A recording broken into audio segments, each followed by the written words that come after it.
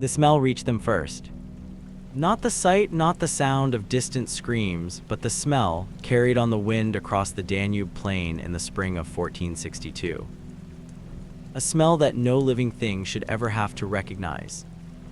Ottoman scouts stopped their horses a full mile from Targovist, hands rising instinctively to cover their faces, eyes watering not from emotion but from the physical assault of decay. What they saw next would be recorded in multiple chronicles, documented by witnesses who wished desperately they could unsay what they had seen. A forest, but not of trees. 20,000 bodies arranged in concentric circles, each impaled on wooden stakes that rose 20 feet into the air, creating a perimeter that stretched for nearly 2 miles. The forest of the impaled, they would call it. And somewhere in the city beyond, a prince who had ordered this display was preparing his next move. His name was Vlad I of Wallachia. History would remember him by many names, but the one that stuck, the one whispered in terror across 3 continents, was Vlad Tepes. Vlad the Impaler. This is not a story about a monster, though monsters are easier to understand, easier to dismiss as aberrations of nature. This is a story about a human being who discovered that terror could be weaponized, systematized, turned into policy.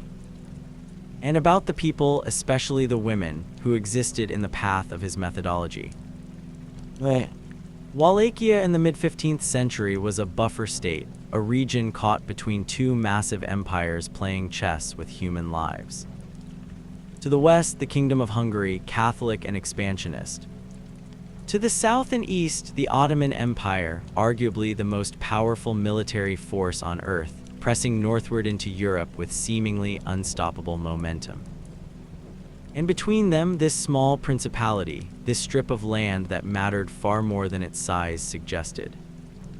Because whoever controlled Wallachia controlled the passes through the Carpathian Mountains, controlled the trade routes, controlled access to the soft underbelly of Central Europe. Vlad was born into this impossible situation around 1431, the second son of Vlad I Drakel, who ruled Wallachia under Hungarian patronage. The name Drakel meant dragon, a reference to his father's membership in the Order of the Dragon, a chivalric order dedicated to defending Christendom.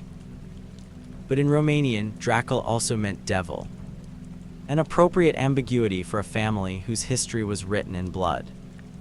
When Vlad was 11 years old, everything changed.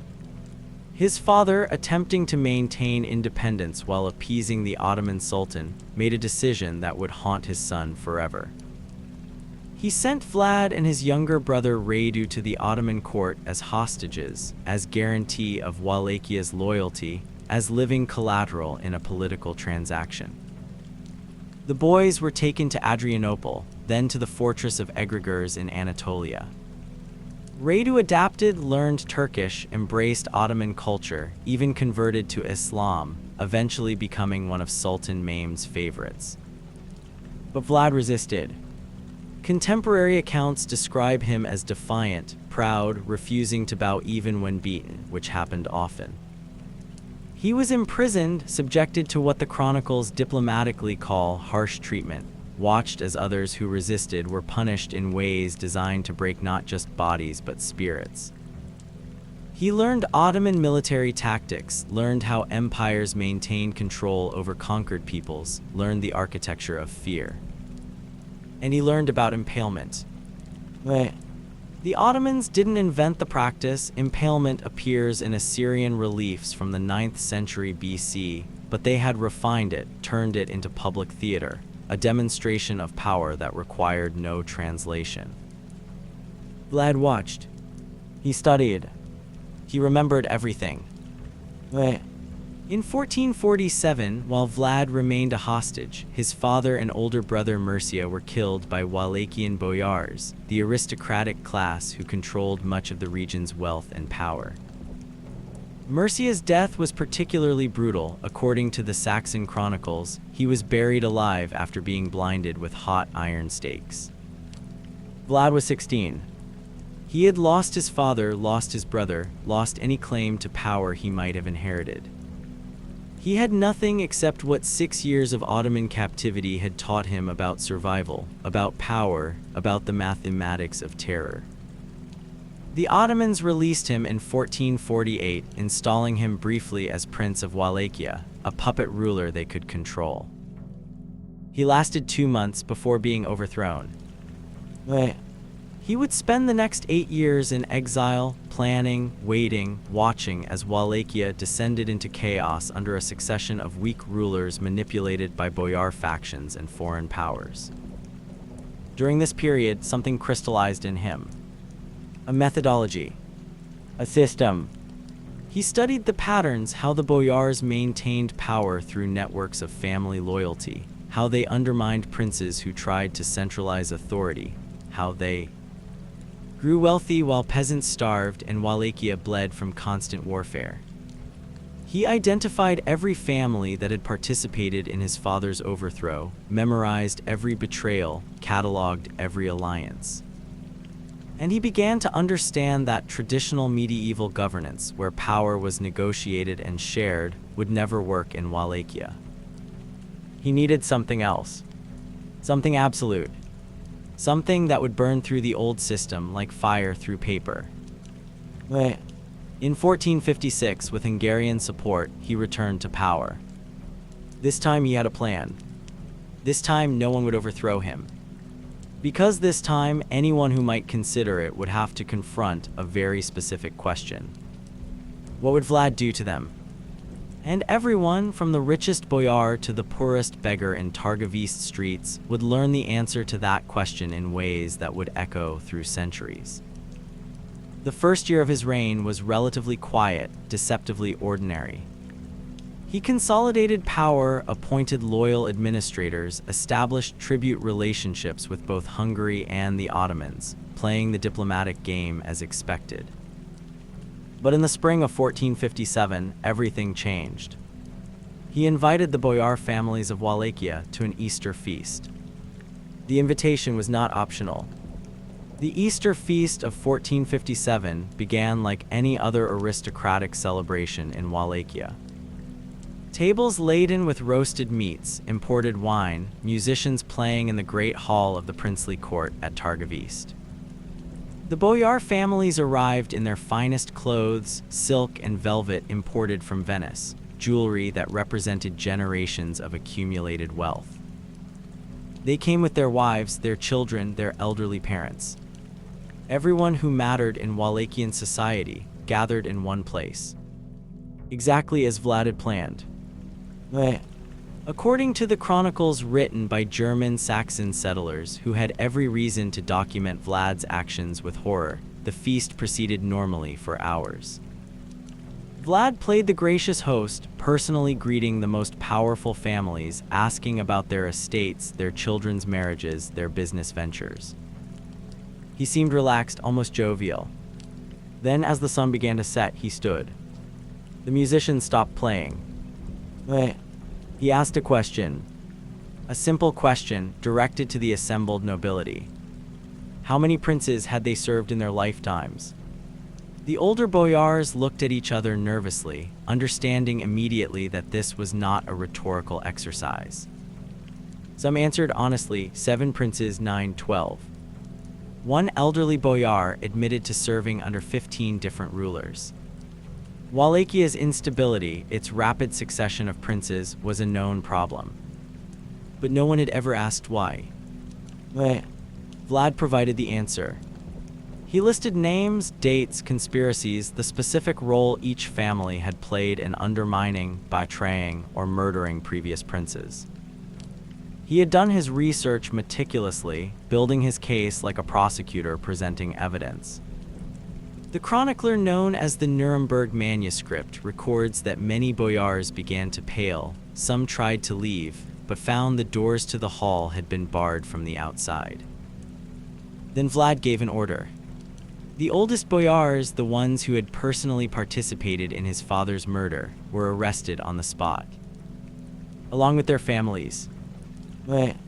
What happened next was documented by multiple sources, including the Romanian oral tradition and the letters of Italian merchants present in Wallachia. The elderly boyars were taken outside the city walls. They were impaled, along with their adult sons, on stakes arranged in a circle around Targovist. But their deaths were designed to be relatively quick, the stakes positioned to pierce vital organs, ending life within hours. This was mercy, compared to what came next.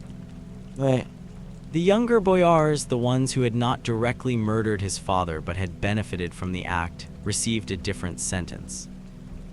They would build Vlad a castle.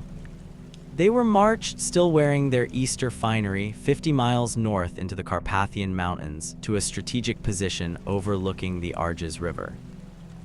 The location was called Ponari. There were ruins there of an old fortress, and Vlad wanted it rebuilt, wanted an impregnable retreat that he could defend if his enemies came for him. The boyars would provide the labor. All of them, men, women, teenagers, even children over the age of 12. The German pamphlets, which circulated widely throughout Europe in the 1460s and 1470s, describe what happened with remarkable consistency. The boyars were forced to carry stones up the mountainside, mix mortar, lay foundations, work from dawn until dark without adequate food or rest. Their fine Easter clothes disintegrated within weeks, silk and velvet shredding against stone and mortar. They worked barefoot when their shoes fell apart, hands bleeding, backs breaking under loads designed for professional laborers. The women suffered particularly, not just from the physical labor, but from the complete inversion of their social status. Aristocratic women who had never performed manual labor in their lives, now reduced to hauling water and stones alongside peasants. Many were pregnant, having conceived in the months before Easter. The chronicles record that miscarriages were common, that some women gave birth while working and were expected to return to labor within days. According to Romanian folklore preserved in the Ponari region, one woman, a boyar's wife named in some versions as Ilona, threw herself from the castle walls rather than continue. Her body fell into the Arges River far below. Local legend claims the river ran red for 3 days, though this is likely symbolic rather than literal. But the story persisted because it captured something true about the psychological torture of what Vlad had designed. He didn't just want the castle built. He wanted these families broken, their power structures demolished, their sense of superiority ground into dust. The construction took months. By the time the castle was complete, most of the boyar families had been destroyed. Contemporary estimates suggest that fewer than half survived. Those who did were released, sent back to their estates as living warnings. They told stories of what they had endured, stories that spread through Wallachia like a disease. And everyone understood the message. The old system where boyars could conspire and manipulate and overthrow princes with impunity was over.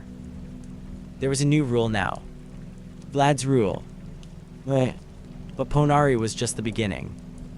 Over the next few years, Vlad developed his methodology, refining impalement into a science, a surgical tool of governance. The process itself was documented in disturbing detail by Saxon chroniclers, who watched from the relative safety of their fortified merchant towns. A wooden stake would be carefully carved, rounded at the tip to avoid immediately piercing vital organs, oiled to ease insertion. The victim would be forced onto the stake, which would be slowly raised vertical and planted in the ground. Gravity would do the rest, pulling the body downward over hours or days, the stake gradually working its way through the torso. If positioned correctly, a person could survive for days, displayed as a living warning. Vlad applied this technique systematically to anyone who threatened his authority. Corrupt merchants who used false weights were impaled in the marketplace. Thieves were impaled on roads leading into cities. Boyars who plotted against him were impaled in front of their own estates. But he also targeted entire categories of people he deemed threats to social order. Foreign merchants who refused to pay proper tribute. Beggars and vagrants whom he saw as economic parasites. And women who violated his moral codes. The Tale of Dracula, a Russian manuscript from the 1480s based on earlier sources, describes how Vlad dealt with women accused of adultery or premarital sex. They were impaled through the vagina, the stake emerging from the mouth, their bodies displayed in public squares as warnings about sexual morality. Whether these specific accounts are exaggerated propaganda or accurate records remains debated by historians. But the consistency across multiple independent sources, German, Russian, Turkish, Romanian, suggests at minimum that such punishments occurred with enough frequency to become part of Vlad's reputation. One account from the Saxon Chronicles describes a young woman, unmarried, who became pregnant. Under questioning, she claimed she was still a virgin, that the pregnancy was miraculous. Vlad ordered her body cut open while she still lived, to examine whether the claim could be true. The chronicle notes that her breasts were cut off and her body was impaled through the vagina before she died. The infant did not survive. This story appears in multiple versions with slight variations, which suggests it may be based on an actual event, elaborated through retelling. What remains consistent is the cruelty, the public nature of the punishment, the message it sent. Not all resistance was crushed. Some fought back in small ways that history almost forgot. In 1459, a group of Wallachian women in a village near Brasov refused to provide grain to Vlad's tax collectors. They claimed the harvest had failed, which was partially true, but they had also hidden grain in underground storage pits. When Vlad's men discovered the deception, the punishment was collective.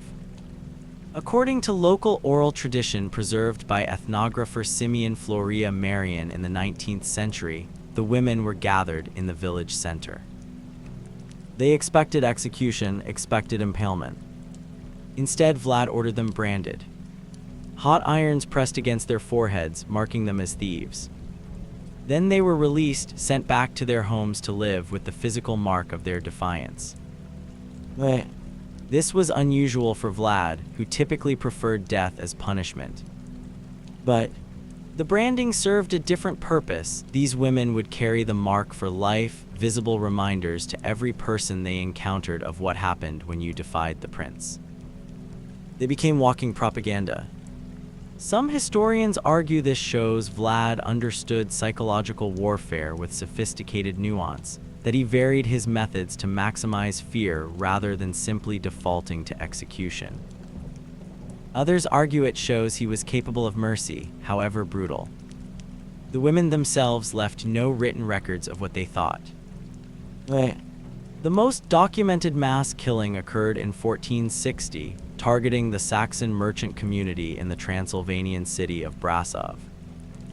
The Saxons had supported a rival claimant to the Wallachian throne, had given him sanctuary and military supplies. When Vlad discovered this, he marched his army into Transylvania, into territory technically beyond his jurisdiction.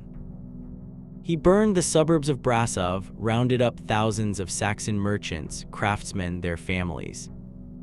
Then he ordered the mass impalement. Contemporary sources, including letters from surviving Saxons, describe forests of stakes surrounding Brasov, bodies arranged in geometric patterns. One account claims Vlad dined among the impaled, eating his meal while surrounded by the dying.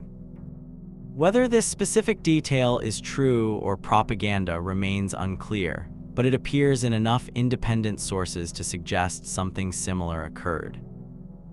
The psychological impact was exactly what Vlad intended. The Saxon communities, which had been centers of resistance to Wallachian authority for generations, fell silent. No more support for rival claimants, no more trade embargoes, no more political interference. Just obedience. Terror had worked. But terror creates its own logic, its own momentum. By 1461, Vlad found himself in an impossible position. The Ottoman Sultan, named II, the conqueror of Constantinople, demanded increased tribute from Wallachia. Vlad refused. More than refused, he attacked Ottoman positions south of the Danube, raided Bulgarian territories under Ottoman control, and reportedly killed thousands of Muslim civilians. He sent a letter to the Hungarian king, Matthias Corvinus, claiming to have killed 23,884 Turks and Bulgarians. The number was specific, suggesting he had kept count, had ordered his men to tally the dead. In one raid near the town of Giurgiu, according to Ottoman chronicles, Vlad's forces captured a garrison and its surrounding population. The soldiers were impaled according to military rank, officers on higher stakes than common soldiers. But the civilian population, including women and children, were also killed.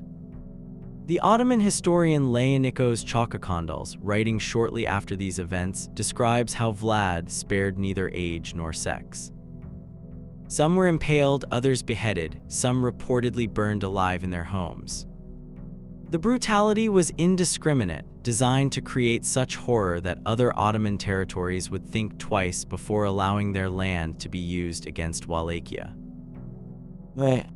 This brought Sultan Mehmed himself to Wallachia in the spring of 1462, leading an army estimated at between 60,000 and 90,000 men. Vlad's forces numbered perhaps 30,000 at most. He couldn't win a conventional battle, so he didn't fight one. He burned his own villages, poisoned wells, destroyed crops, left nothing for the Ottoman army to use as supply. And he escalated the terror. When Sultan Mehmed's forces approached Targovist, they encountered the forest of the impaled. 20,000 bodies carefully arranged, a masterpiece of psychological warfare. The Ottoman chronicler Tursun Beg, who was present with the Sultan's army, described the scene with unusual emotion for a military chronicle. He wrote that the Sultan himself, a man who had witnessed countless battles, who had ordered the execution of thousands, stopped his horse and stared at the display for a long time. Then he ordered the army to turn back. Not immediately, not in panic, but soon after. The campaign continued for a few more months, but the momentum was broken. Mehmed had conquered Constantinople, had crushed armies across the Balkans, but the sight of 20,000 impaled bodies, including women and children, Ottoman subjects taken in raids, was too much even for him. The identity of those 20,000 remains largely unknown. Ottoman prisoners certainly, but also Bulgarian villagers, possibly Wallachian civilians suspected of Ottoman sympathies, perhaps even some of Vlad's own people who had displeased him. Mass graves excavated near Targovist in the 20th century contain bones showing signs of impalement, but DNA analysis and historical identification remain incomplete. They are anonymous, their individual stories lost, reduced to a statistic in Vlad's strategy. But they were people. Each one had a name, a life, people who loved them and mourned their absence. Among those bodies was almost certainly a young Ottoman woman named Ed in some sources as Fatima, though the name may be symbolic rather than historical. According to Turkish oral tradition recorded in the 19th century, she was the daughter of an Ottoman bey, captured during one of Vlad's raids. The story claims she was offered the choice to convert to Christianity and be spared. She refused. Whether this specific account is true cannot be verified, but similar stories appear across multiple cultural traditions, suggesting that religious conversion was sometimes offered as an alternative to execution. For those who refused, the punishment was designed to be maximally visible. The forest of the impaled marked the beginning of the end for Vlad's reign. Not because it failed as strategy, it succeeded brilliantly. The Ottomans withdrew, Wallachia remained independent. But because terror, once unleashed at that scale, becomes impossible to control. By late 1462, Vlad's own boyars, the ones who had survived his purges, began to understand a terrible truth. There was no safety in obedience. Today's loyal servant could become tomorrow's example. The logic of terror admits no permanent allies, only temporary survivors. Conspiracies formed in whispers, in coded letters, in desperate calculations about which foreign power might protect them if they moved against their prince. In November 1462, Vlad was betrayed. Not by enemies, but by the Hungarian king Matthias Corvinus, who had been his supposed ally. The details remain disputed by historians. Some sources claim Matthias received forged letters suggesting Vlad was negotiating with the Ottomans. Others argue Matthias simply saw an opportunity to remove a ruler who had become too unpredictable, too dangerous, even to his friends. Vlad was arrested while seeking Hungarian military support. He would spend the next 12 years imprisoned in Buda, the Hungarian capital. Back in Wallachia, the Ottomans installed his brother Radu as prince. Radu the Handsome, they called him, the brother who had adapted to Ottoman captivity rather than resisted, who had converted to Islam, who had become Mehmed's favorite. Everything Vlad was not. The contrast was intentional, a message about the rewards of cooperation versus the consequences of defiance. But Wallachia did not simply return to normal. The 6 years of Vlad's reign had fundamentally altered the society. The boyar class, once the dominant force in Wallachian politics, was shattered. Entire families had been eliminated, their estates confiscated, their power structures demolished.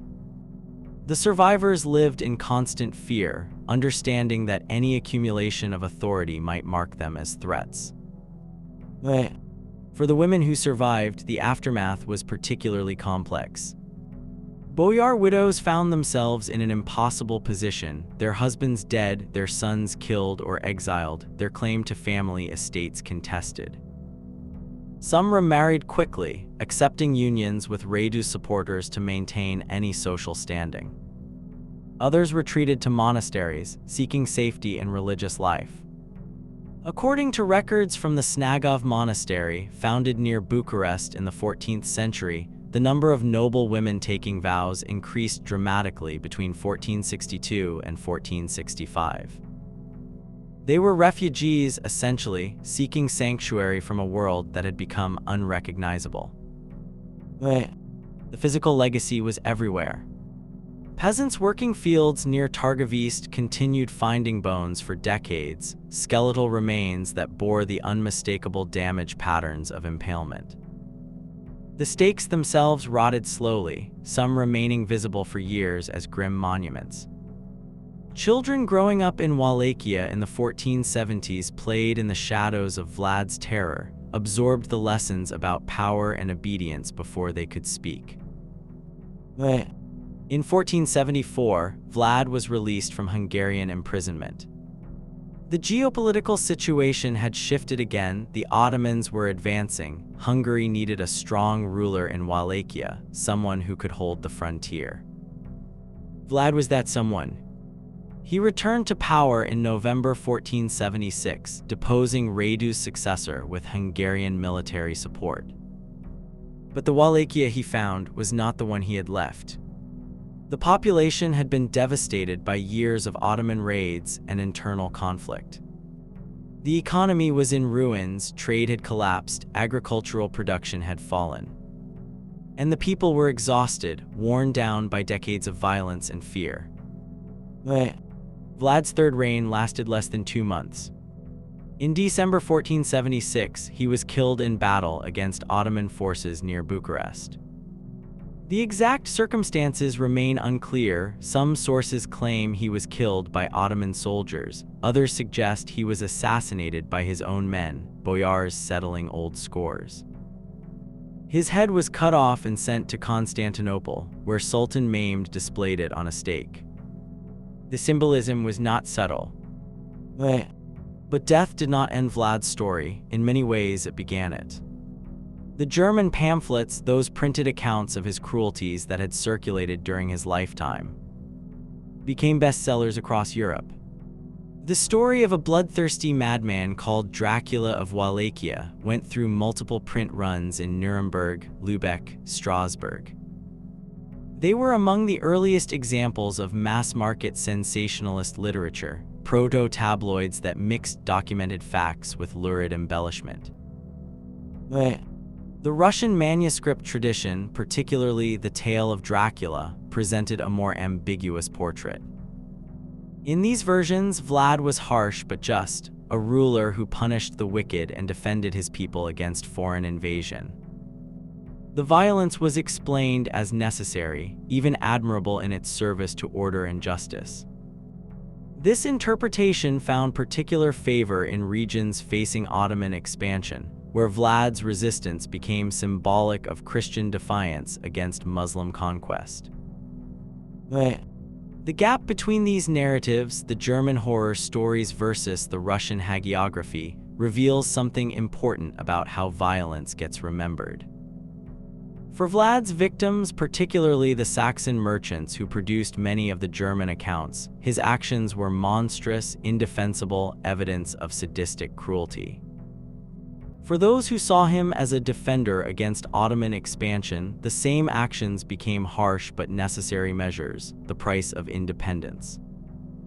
Neither narrative fully captures the complexity of what happened. The women who suffered under Vlad's rule left few direct testimonies. Medieval society did not value women's voices in historical record-keeping, their experiences filtered through male chroniclers who had their own agendas. But traces remain.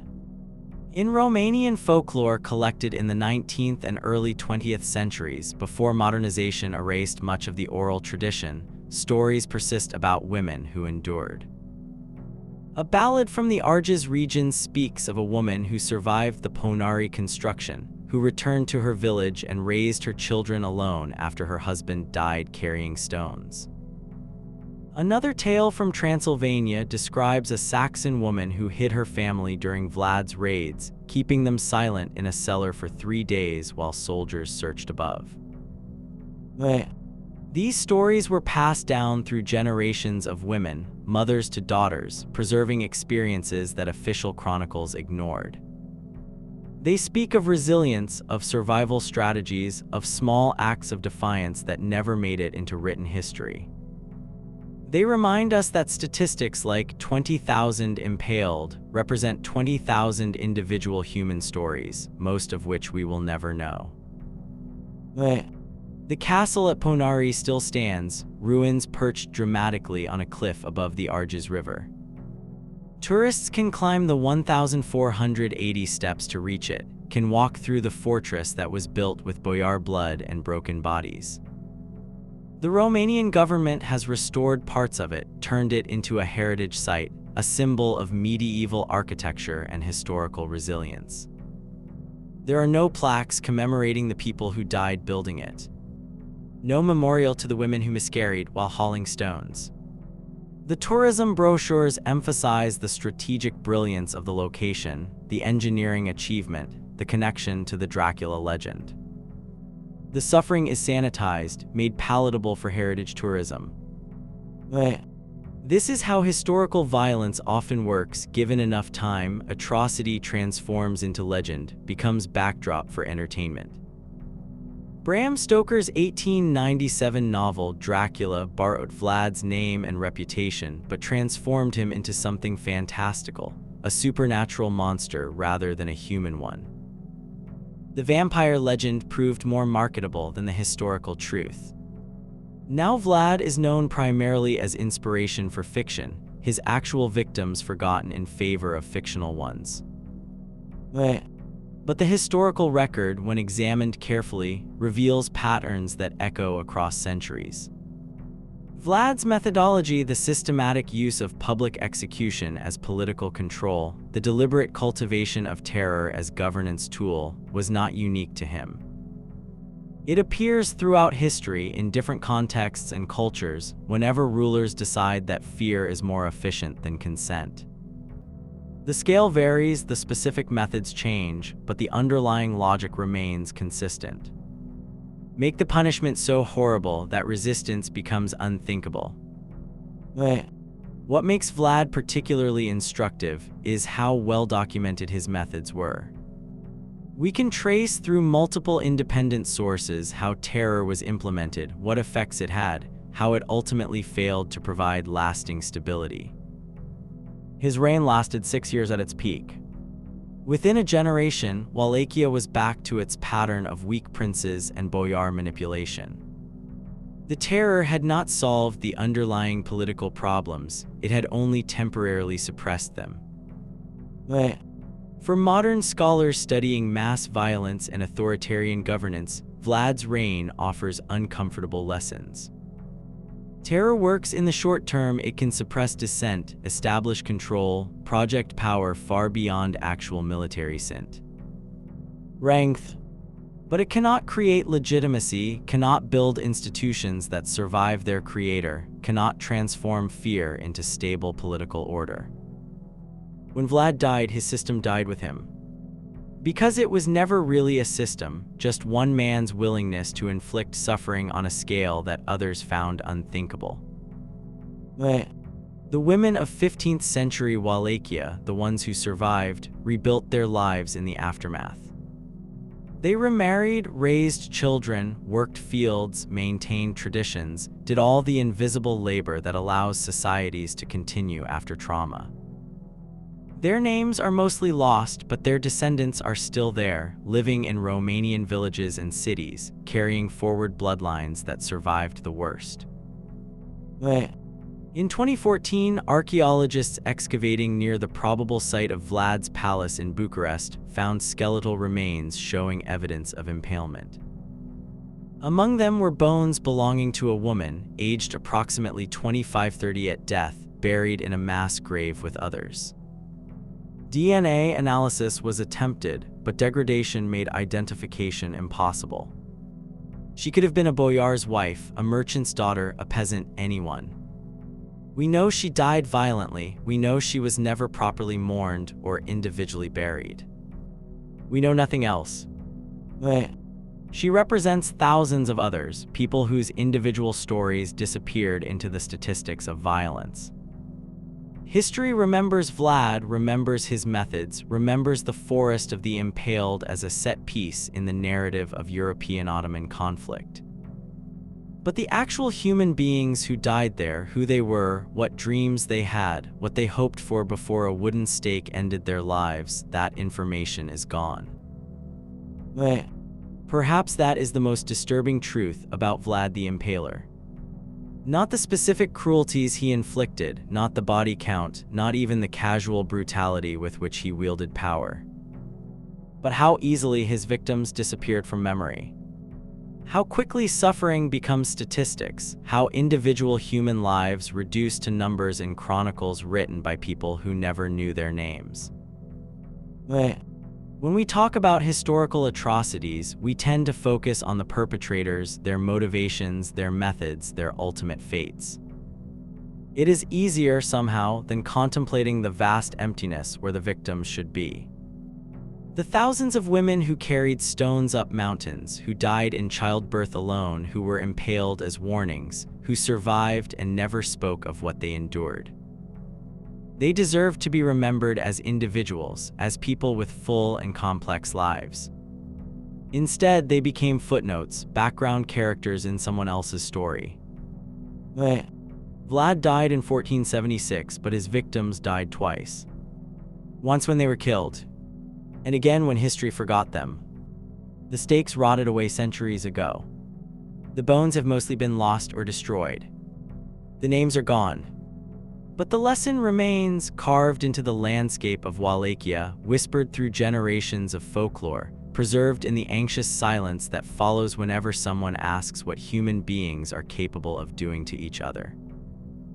The answer is there in the ruins of Ponari, in the mass graves near Targovist, in the chronicles that documented everything except what actually mattered.